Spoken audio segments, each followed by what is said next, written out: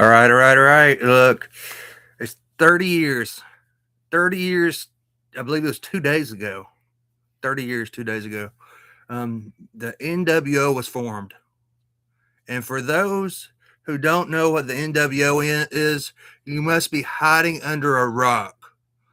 In my personal opinion, they were the best, fraction there ever was. Did they have their problems? Yeah, they had their problems. Yeah, there was a growth factor to the NWO that went way too fast. I'll admit that. I'll admit that. But did they have some positives? Yeah, they had some positives, and that's what I'm going to tell you about. I'm just going to just sit here and I'm going to tell you some stories about the NWO, about meeting Hulk Hogan, about meeting Scott Hall and Kevin Nash, the outsiders, baby. I'm telling you, look, I was flipping through the channels. All right. I was flipping through the channels that Monday night. I had not watched I had not watched Nitro at all, ever. And when I was flipping through the channels, I saw Scott Hall coming through the crowd, jumping that barrier, coming in the ring with his baseball bat, taking control of the situation. And I remember he said the next week we're going to bring the big guy out. The big guy's going to join me. And then, for a week, I'm like, who's the big guy? Who's the big guy going to be? Is the big guy going to be weight wise big guy or tall guy, big guy?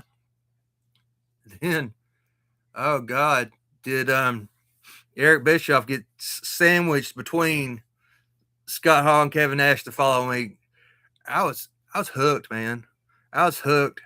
I mean, NWO made me hooked on WCW. In all honesty, the NWO made me hooked on WCW. Without the NWO, there could be no UWO. And regardless what y'all want to say about the UWO and independent wrestling, we took over the show that night. We showed Sir William how it was going to be. We took over the show, and I had my moment. All right, I had my moment as the leader of the UWO, at least for one night, and I can go to my deathbed knowing that I had it for one night, and be happy. Be happy. But that's beside the point. Beside the point. Then they started talking about the third man. Who's the third man? And it's like, who's the third man going to be? And it's like, that was the Great American Bash. The Great American Bash pay-per-view was where they put Eric Bischoff through some tables. Ash hit him with the power bomb through the tables, and talked about the third man and said, "You get three guys, we got three guys, and we'll go do a 6-man at Bash at the Beach." Oh God! From the point of origin at Great American Bash to Bash at the Beach, oh God, that was a wait. That was a wait, man. That was a wait. That was a wait unlike any wait. A wait unlike Christmas time. A wait unlike a birthday, special birthday or something, It was a wait unlike any wait could be, man. I'm just saying. It was just terrible. And then it's like, here we go, Scott Hall, Kevin Nash starting off in a 3-on-2 with WCW with a man advantage. So it makes you think that who is the third man, and is it one of these members on this WCW team, which is supposed to be Sting? If you listen to some Dark Side of the Ring episodes, it's supposed to be Sting was supposed to be the third man, and I don't know how that would have worked with Sting being the third man, honestly. And I'm glad it wasn't Sting. I'm glad Hulk Hogan stepped up and said, I need to change my image. I need to change my persona. I need to change my gimmick. I need to turn heel and be the third man. So Hulk Hogan, having creative control, baby, in his contract, decided he was going to be the third man.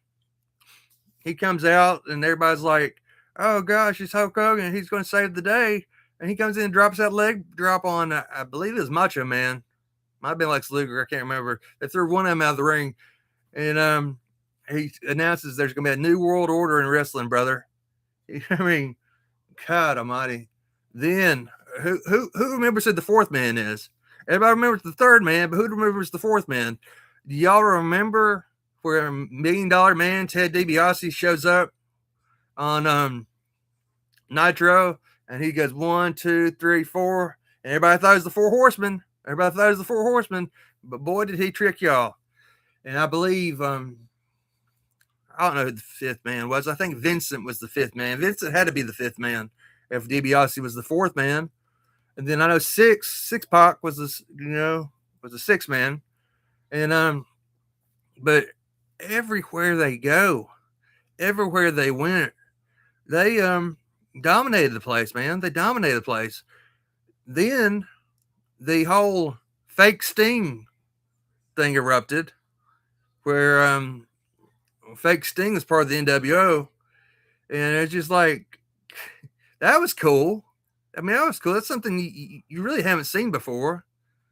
Somebody, but like they said on the Doink the Clown or Dark Side of the Ring, they said that anybody that could paint their face and look a certain way could play Doink the Clown. I guess it's the same way with Sting. And, painted his face black and white, played the part until Sting came back as the Crow. That was wild.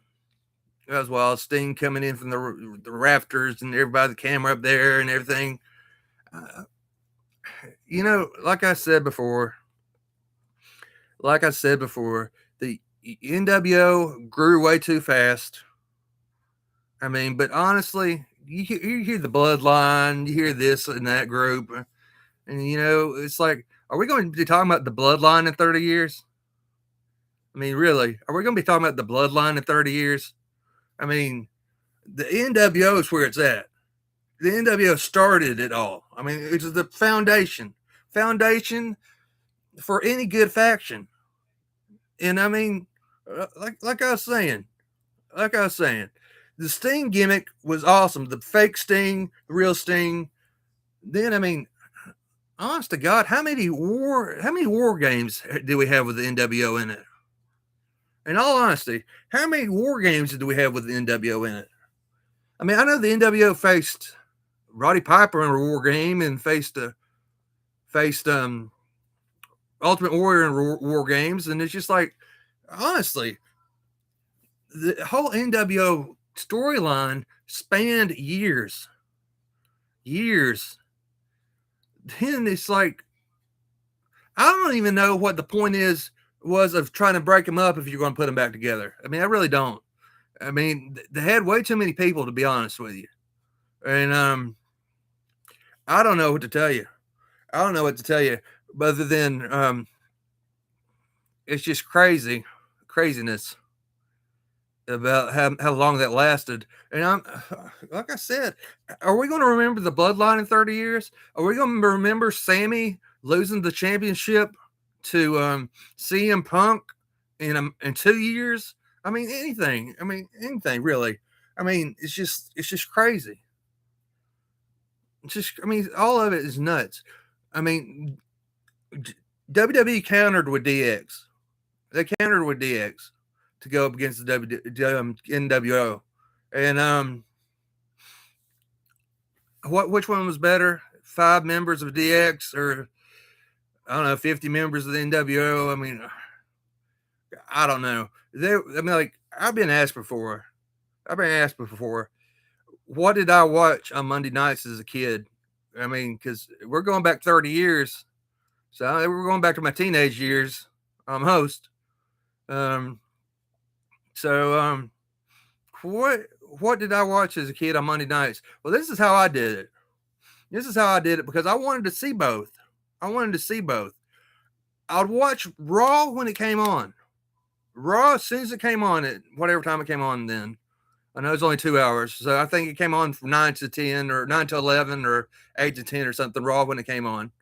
Then I would wait the hour from 11 till 12 because then WCW replayed Nitro at midnight. So I didn't care if I had school or not. I mean, that didn't matter to me at all if I had school or not, because Monday nights I was watching Raw when it came on and Nitro when it came on again, the replay. and I might have switched back and forth on occasion, but rarely. Unless you know, Raw was absolutely boring. I wouldn't switch back and forth because the counter with DX.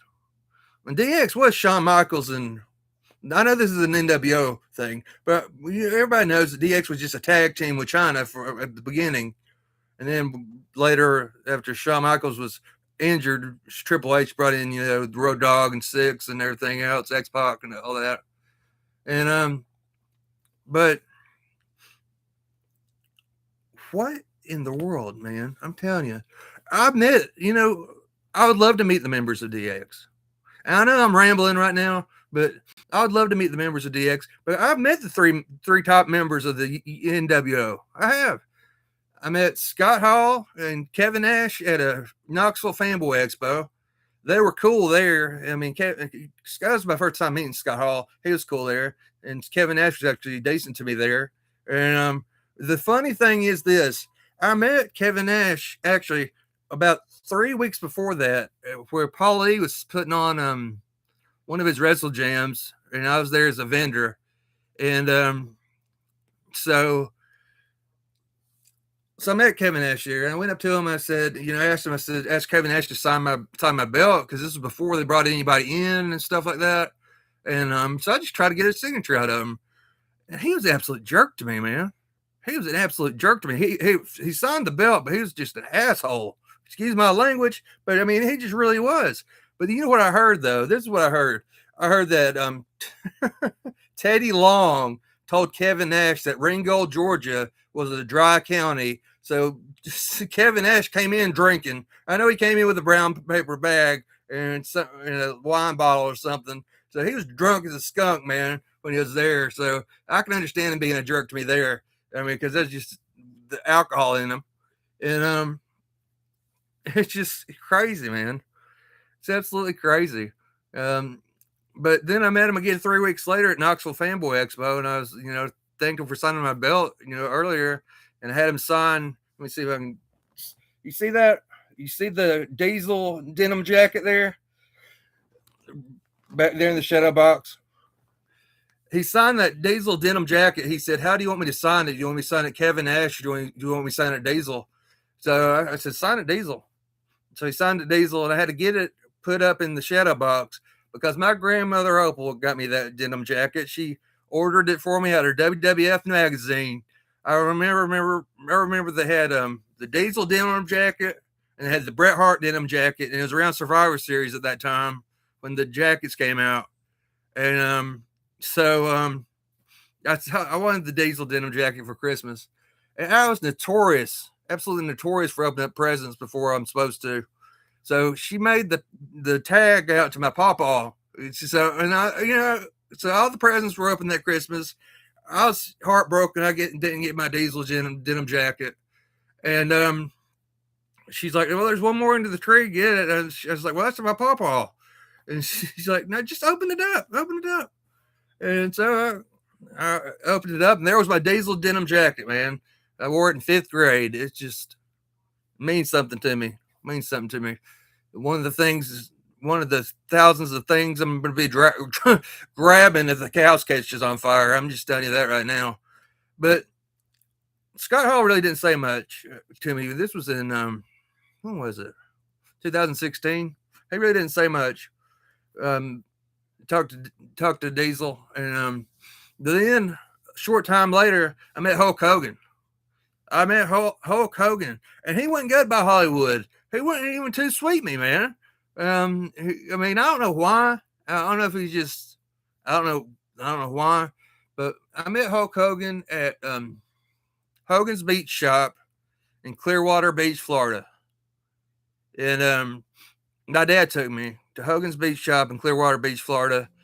We went over there a day ahead of time, got a hotel, and we've already had our tickets and stuff. And I convinced my dad, I said, we need to go over there a day ahead of time and get a hotel so we're not fighting traffic, rushing, and it's just right across the street. So we go over there, we get our hotel, and we stayed the night, ate at Hooters that night, met Hulk Hogan the next day. And look, I don't care what y'all say about Hulk Hogan. Y'all can think whatever you want to think. At least to me, he was the nicest wrestler I've ever met. In all honesty, he was the nicest wrestler I've ever met. He took time to talk to everybody. He'd spend a good 5 minutes or so or more with each person, and he was a cool guy, man. To me, he was. I mean, what he said as a character, as the character Hulk Hogan, or as the person Terry Bollea, that's that's whatever it is. You know, the man's passed out now, and but I can honestly say I'm thankful to God that I was able to meet him. I mean, honestly, I'm thankful to the Lord Jesus Christ I was able to meet him, because that's my diehard meet and greet, man. That's my diehard meet and greet, and you know, meeting the daggum Trinity of the NWO is just it's just crazy, man. It's crazy to say I've done it. It's crazy to say that I met the members of this group of the NWO that inspired the UWO for the UWO's short existence in independent professional wrestling. I mean, because if it wasn't for the NWO, there wouldn't be a BWO, there wouldn't be a Latino World Order, there wouldn't be a, you know, whatever else. I mean, you just name it. And I mean, the NWO is the foundation. Without the NWO, there probably wouldn't even been a DX, to be honest with you. I mean, I don't know. I don't know. Like I said, do you think that the bloodline is going to be talked about in 30 years? Do you think the bloodline is going to be remembered in 30 years? I mean, honestly, I think a lot of things have happened in the world of wrestling that has been forgotten about overnight. Like I saw a thing on Facebook, and it's talking about the shortest title reigns, and to CM Punk had a short title reign of 5 minutes, some odd seconds, and she's like stuff's being forgotten, man. Stuff's being forgotten. I mean, it's like the next day. It's like it's past tense, past news. You know, it's like who cares about it anymore? About certain things. I mean, it's, but it's like the NWO is gonna last forever. The NWO is gonna last forever. And going back to what I was saying earlier, Hogan comes out, and my friend, I say friend, I thought he was my friend at this time anyway. You know, little junior high friendships, whatever. Anyway, this guy Chad, he hated that Hogan turned heel. He hated Hogan turned heel, and it's just like I'm telling you, man, I loved it. I ate it up. I personally didn't like being a heel because I know kids.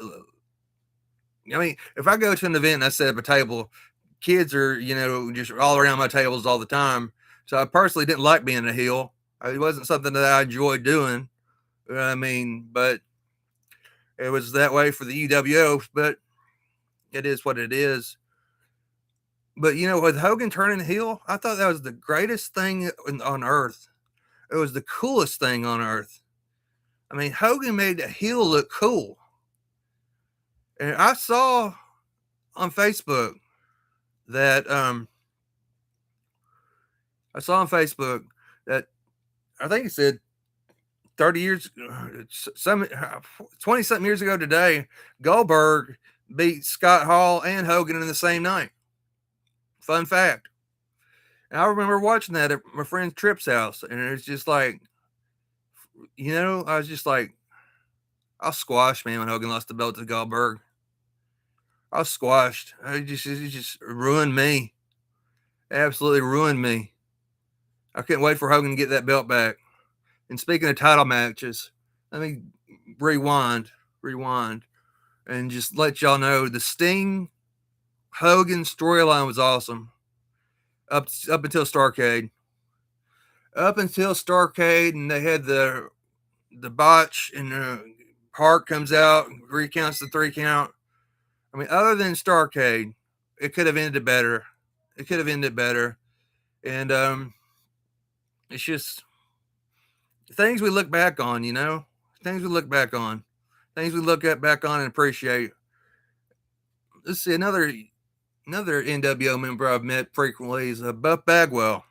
Buff the Stuffed Bagwell. I tell you what, man, he seems like a pretty cool guy. And I met Scott Hall. I mean Scott Steiner, excuse me. I've met Scott Steiner a few times, and it's just crazy. It's crazy how much the NWO took over WCW. It's crazy that the NWO didn't have the same shot at taking over WWE. I mean, don't forget that. Don't forget the NWO's final run in WWE. Scott Hall, Kevin Nash, Hogan show up in No Way Out. Then they just start acting it out, man. They got Michaels involved, and the whole Michaels was trying to get Triple H involved, and it's just it just didn't work, and I don't know why it didn't work. I mean, I don't know why WCW fans booed Hogan, but WWE fans, when he was facing The Rock at WrestleMania, was saying let's go Hogan, and cheered him on, man, cheered him on like he's golden yellow again, like golden red again. So it's like he had to do the reverse. He had no choice but to do the reverse as far as the fans go. And then, he was the first. Hulk Hogan was the last WWF champion and the first WWE champion. Did you know that? Yeah, it's true. It's just, I don't know why it didn't work. Then I've read rumors that WWE was considering a reboot of the NWO without the founding members, without any of them, and they were going to have like Sheamus, Claudio, and somebody else. That was in the graphic, and I don't know how I feel about that. I don't know how I would feel about that at all. I mean, it's just crazy, man. What if they had a new NWO?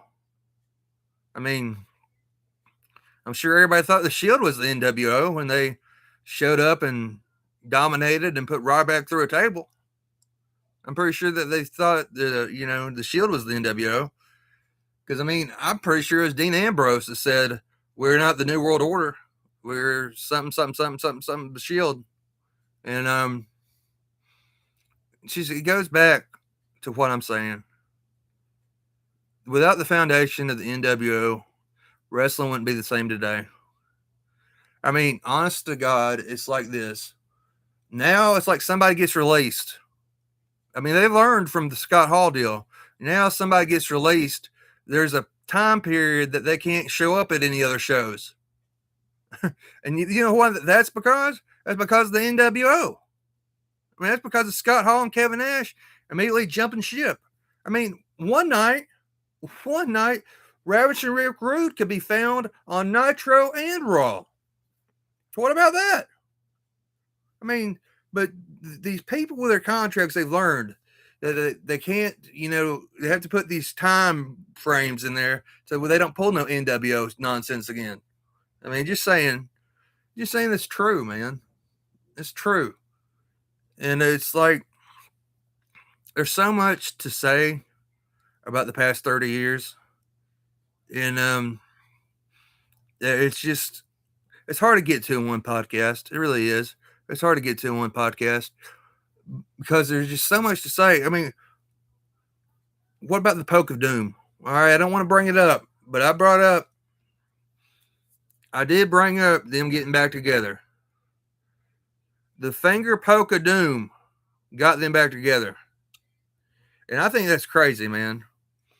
I don't remember watching that live. Or I really don't. And I was kind of like, I reached these points in life where wrestling I don't give a damn about it. I really don't. I don't care about it. And then it's like I might go a little while and then care about it again. It's kind of like a bad ex-girlfriend that I can't get rid of, in all honesty. A bad, toxic girlfriend that I can't get rid of. And So that's the true story. That's the true story of Unknown the Alien Assassin and true story of the EWO. It's just a bad ex girlfriend I can't get rid of. I mean, do I still want to go to events? Yeah, I still want to go to events, sorta, kinda. But I mean, do I really want to watch wrestling every week, every 6 times a week, however much it comes on? No, I don't. I don't. I mean, I'm to that point. I don't. I mean, I'm honestly to a point now to where I will unsubscribe to Netflix just to subscribe to HBO Max and get the AEW pay per views. Because if I'm going to pay $40 a month for a pay per view, I'll give it to AEW before I'll give it to an ESPN app that I have no use for other than watching WWE pay per views. At least if I give it to AEW and HBO Max, then and only then will I have movies to watch, series to watch, and AEW to watch. Because I'm not going to give it to I'm not going to give it to ESPN for one thing. $40 a month. I can't do it. I don't want to do it. I can do it. I mean, I can do it, but it's like, do I want to do it? No, I'd give it to HBO Max before I give it to ESPN. And that's God's honest truth. But anyway, tune back in to next Wednesday night. Like I said previously, I kind of crashed and burned last night. It really felt awful. But tune in Wednesday night for Wednesday Night Asylum. And I will be back Wednesday night next week. What's the topics yet? I do not know. All I know is the nWo is just too sweet. That's what I know. And that, you know, it's going to live on forever, man. It's going to live on forever. I'd love to see the shirts still being sold for the nWo. I really would. I'd like to see those numbers. Show me those numbers. And it's just like, I mean, Danhausen's one thing, but he's no nWo. But share, like, subscribe, the whole 9 yards. Thank you for watching, for those that watch. And be sure to tune in Wednesday night for Wednesday Night Asylum, episode 26.